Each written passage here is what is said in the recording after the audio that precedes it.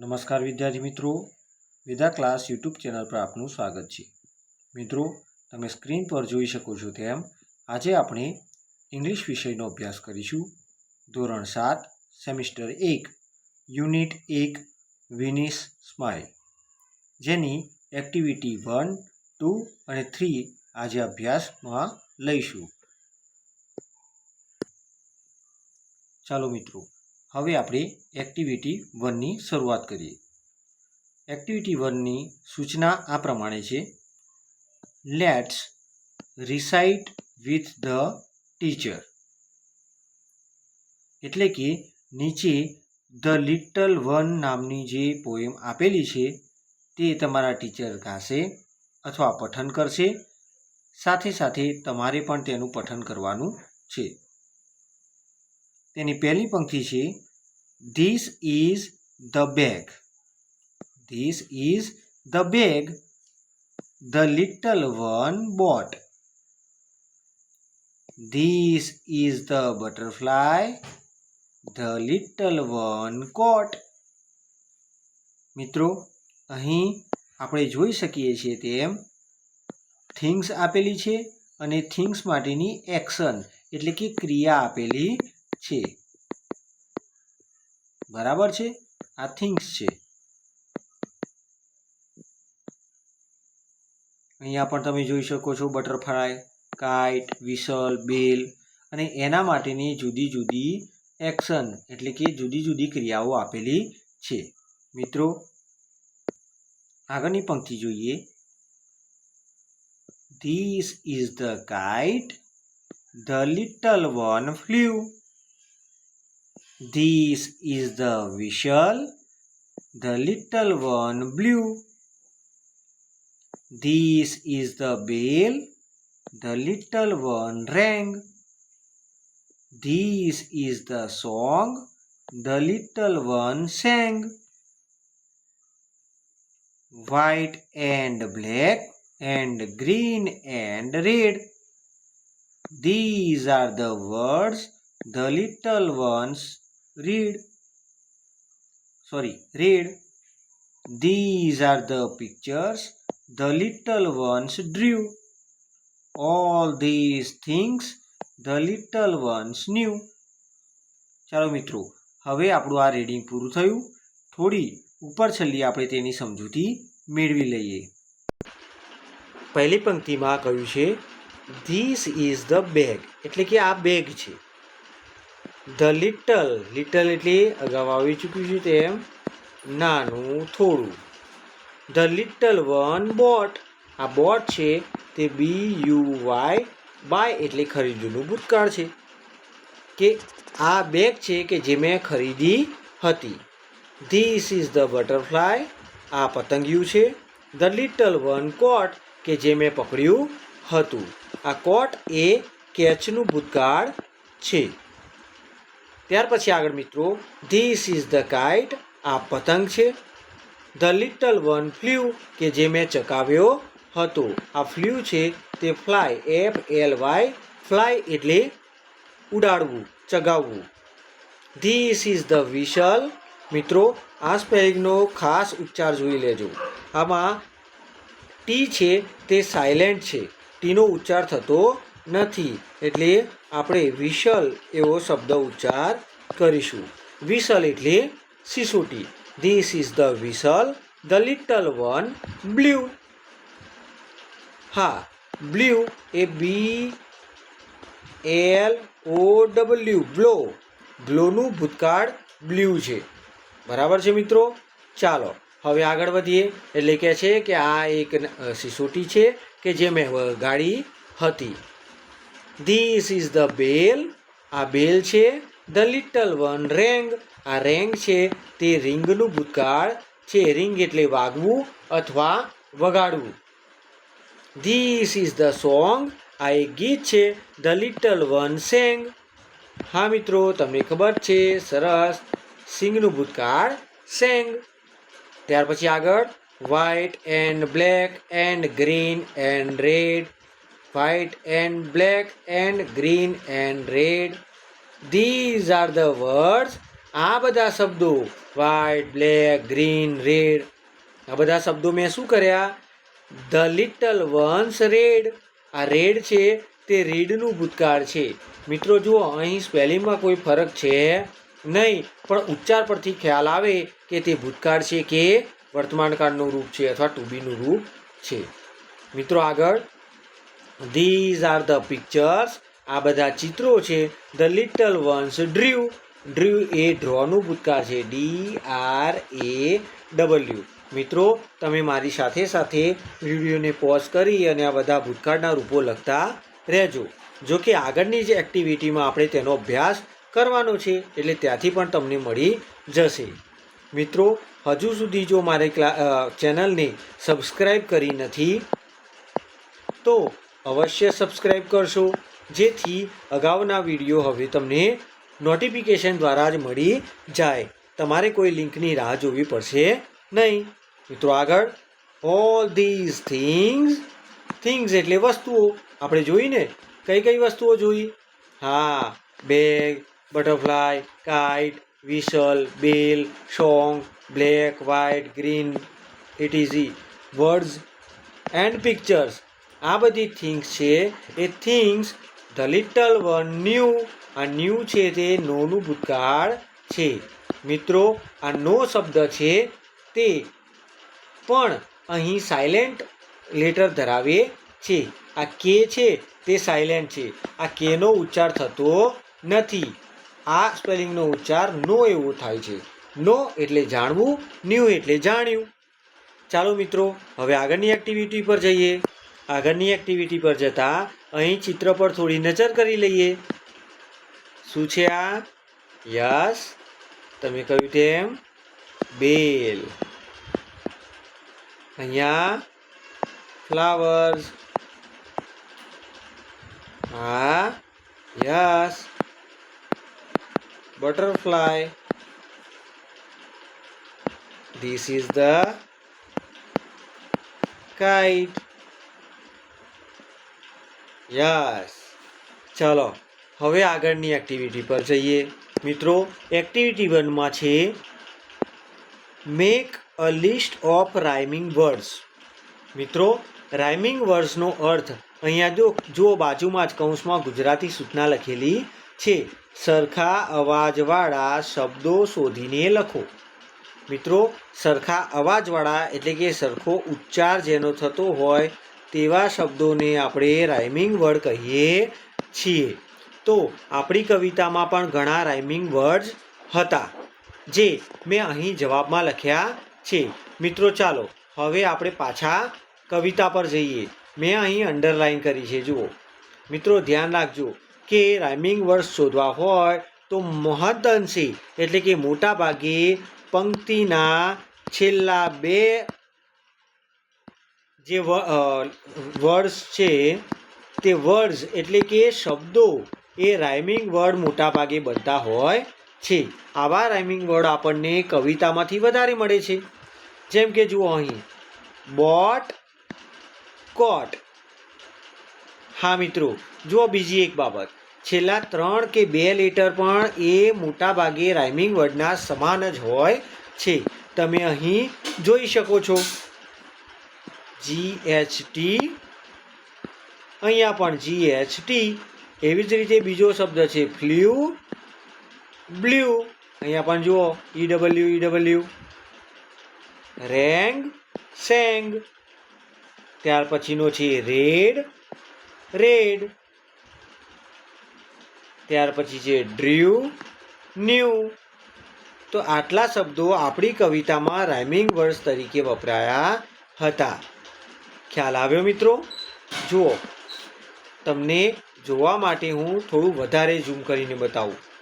જે સમાન કલરની અંડરલાઈન કરી છે, એટલે કે અહીં જો બ્લુ અંડરલાઈન છે અને અહીંયા પણ બ્લુ અંડરલાઈન છે, તો આ બંને રાઇમિંગ વર્ડ્સની પેર એટલે કે જોડી છે. ખ્યાલ આવ્યો મિત્રો? ચાલો હવે તમે આગળ વધો. તમે આ રીતે બીજા કાવ્યોમાંથી પણ રાઇમિંગ વર્ડ શોધવાનો પ્રયત્ન કરજો. આ રહી બીજી જોડી આપણી, ફ્લ્યુ, બ્લ્યુ. ત્યાર પછી આગળ રેંગ સેંગ.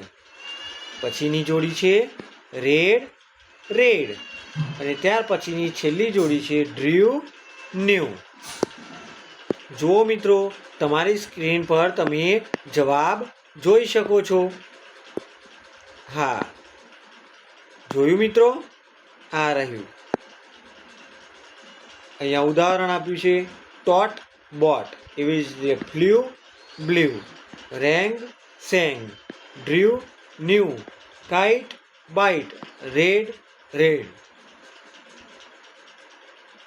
ત્યાર પછીની આગળની એક્ટિવિટી પર જઈએ મિત્રો.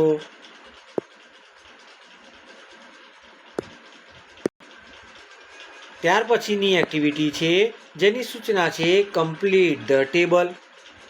હા મિત્રો, આ ટેબલ જોઈ અને પાછા તમે ટેબલ લેવા ના જતા હો. હા, એ ટેબલની વાત નથી. ટેબલ એટલે આ આપ્યો છે તે કોષ્ટક. હા મિત્રો, આ કોષ્ટક આપણે પૂરો કરવાનો છે. મેં જ્યારે કવિતાની સમજૂતી આપી ત્યારે આ વાતની સ્પષ્ટતા કરી હતી કે કવિતામાં કેટલીક થિંગ્સ આપેલી છે, એટલે કે વસ્તુઓ આપેલી છે, અને કેટલીક એના માટેની એક્શન્સ પણ થઈ છે, એટલે કે ક્રિયા થઈ છે. જેમ કે અહીં એમણે ઉદાહરણ આપ્યું છે બેગ. તો બેગ શું કરી હતી? હા, બેગને ખરીદી હતી, જેના માટે બોટ શબ્દ આપેલો હતો. તેવી જ રીતે કાઇટની પણ વાત કરવામાં આવી હતી. તો કાઇટ માટે કઈ એક્શન થઈ હતી? ચાલો જોઈ કવિતામાં જઈને જોઈએ. તો કવિતામાં કાઇટ શબ્દ ક્યાં વપરાયો હતો?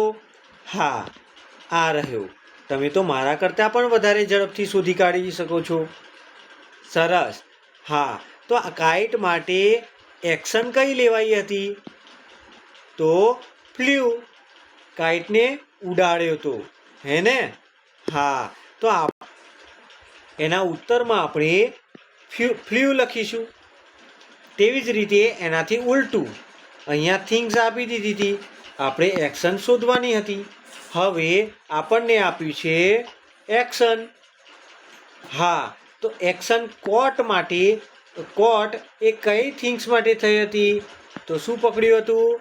સરસ, બટરફ્લાય. BUTTERFLY, પતંગિયું. એવી જ રીતે બેલ થિંગ માટે કઈ એક્શન થઈ હતી? તો બેલ વગાડ્યો હતો, એટલે આપણે લખીશું બેલ. તો રેંગ. એવી જ રીતે સોંગ માટેનો જવાબ થશે. સોંગ શું કર્યું હતું? હા, ગાયું હતું, એટલે સોંગ. તો સેંગ. ત્યાર પછી પિક્ચર્સ. તો ચિત્રો શું કર્યા હતા ભાઈ? હા, ડ્રીવ એટલે દોર્યા હતા. મિત્રો, ત્યાર પછી એક્ટિવિટી પર જઈએ એ પહેલાં તમને સૂચના આપું કે તમે સ્ટોપ કરી તમારી નોટબુકની અંદર છેકછાક વગર સારા અક્ષરે, એટલે કે વાંચી શકાય તેવા અક્ષરે તમે નોંધ કરી લો. સ્ટોપ કરીને કરજો હો, હું તો આગળ વધું છું. ચાલો હવે ત્યાર પછીની એક્ટિવિટી 2.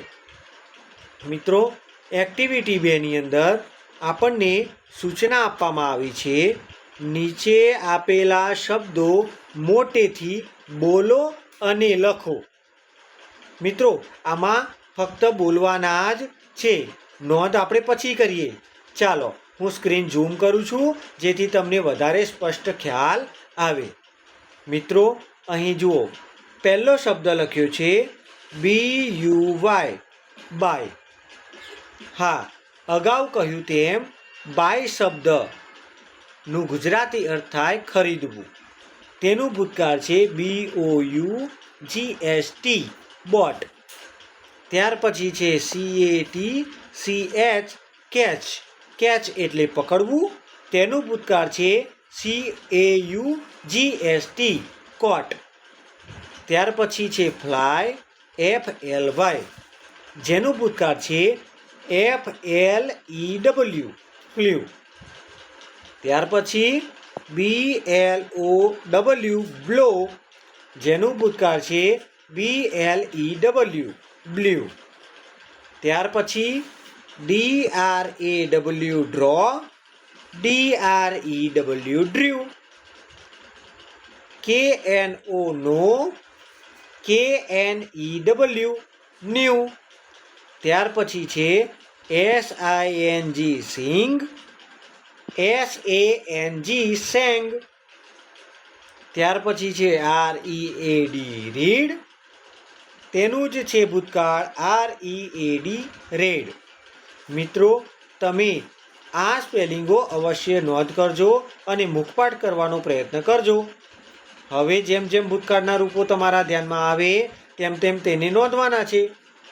મિત્રો આગળ વાત કરીએ તો આપણે અહીં જવાબો મેં નોંધી લીધા છે, પરંતુ તમારે ફક્ત નોંધવાના નથી.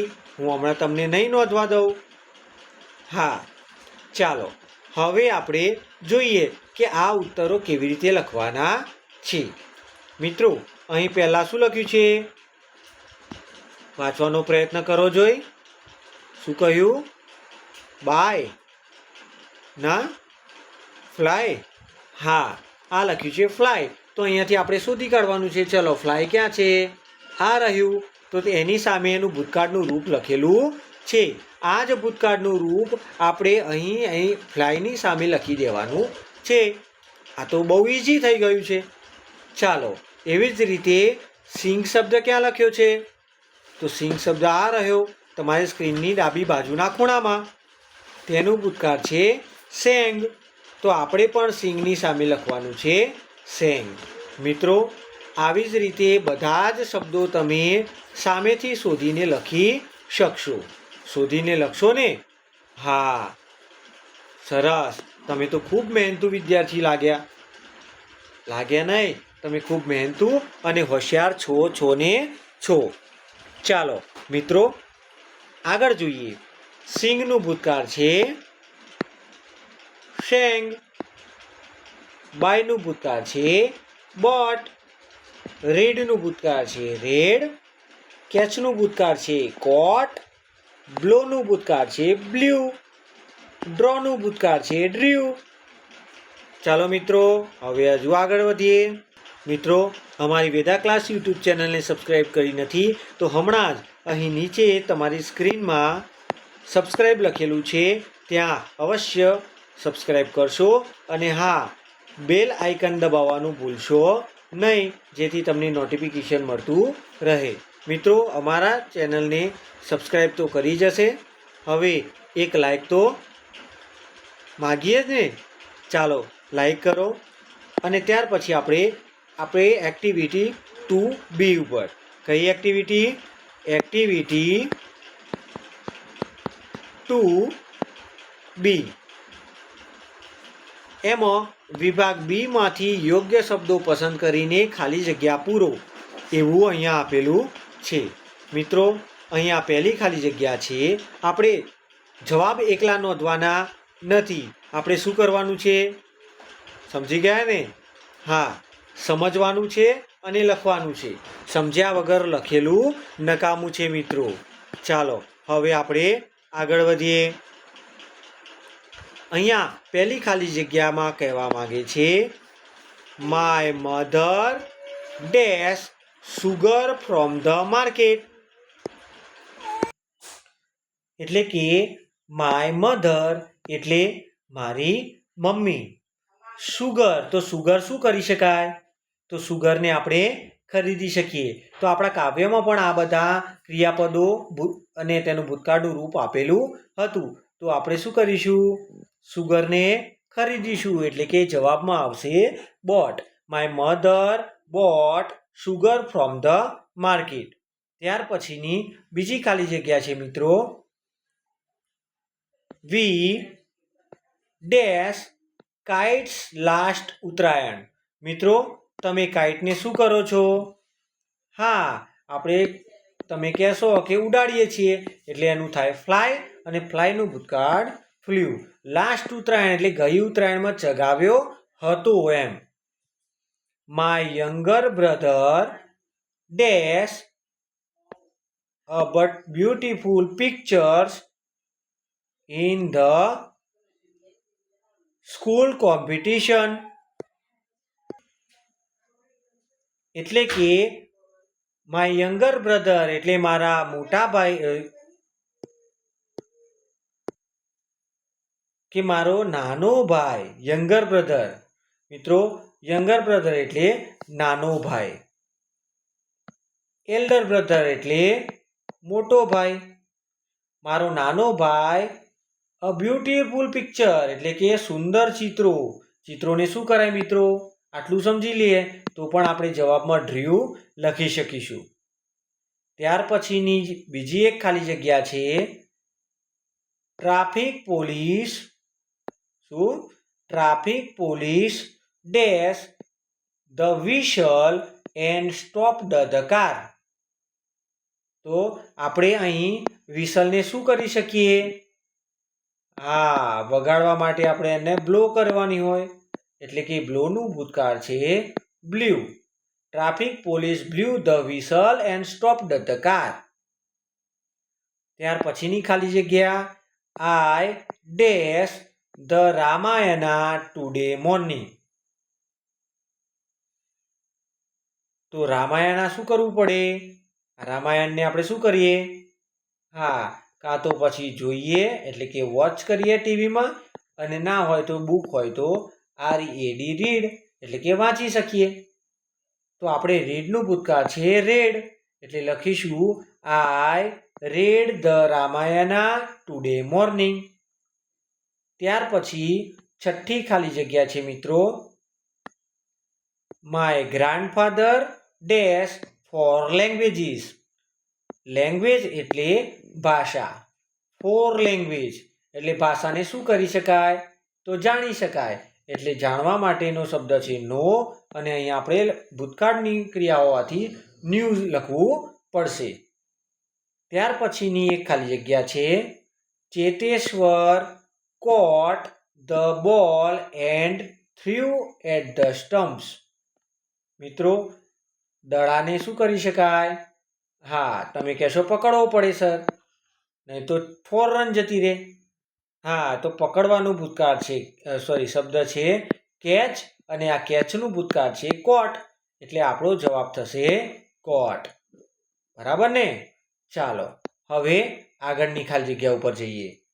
છેલ્લી ખાલી જગ્યા today Sejal dash a nice bhajan in the prayer assembly.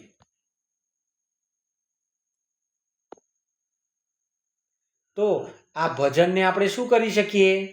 તો તમે કહેશો સાહેબ ગાઈ શકાય, એટલે મેં અહીં લખ્યું સેંગ. સેંગ એ તમને ખબર છે તેમ સિંગનું ભૂતકાળ છે. ચાલો મિત્રો, હવે આની નોંધ કરી લેજો. નોંધ કરો છો ને? હા મિત્રો, પાછા આપણી ચેનલ છે, ચેનલના વિડીયોને લાઈક કરવાનું ના ભૂલતા હો, અને તમારા મિત્રોને શેર અવશ્ય કરજો. ચલો હવે ડિસ્ટર્બ નહીં કરું, નોંધી લો સ્ટોપ કરીને. ત્યાર પછી આપણે જોઈએ એક્ટિવિટી 3.